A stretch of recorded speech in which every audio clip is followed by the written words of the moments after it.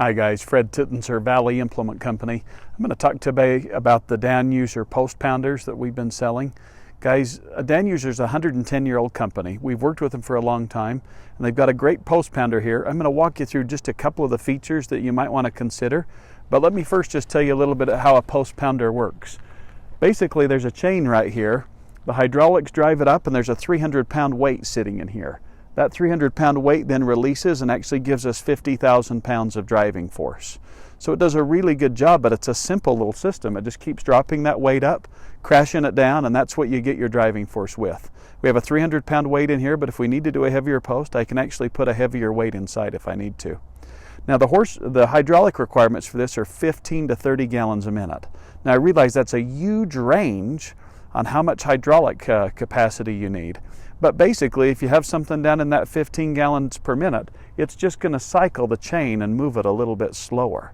So it just functions at less cycle times, but it will still do the same thing for you. So it does a really good job. Now I can do T-posts with this, and I can adjust it accordingly, or I can do some really big blunt posts. It's hard to imagine, but I could actually come out here in this gravel, and I could drive a railroad tie in the ground. So it'll do a good job, and it'll take on really big projects if you need it to as well. Let's walk around and look at just a couple of features on this.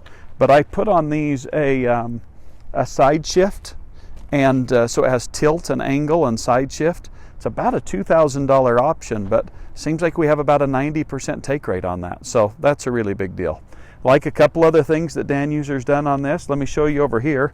If I'm just tearing out T-posts, I've got a little hook right here so I can grab a chain, and I can just remove T-posts really easy. They do a good job with that, okay?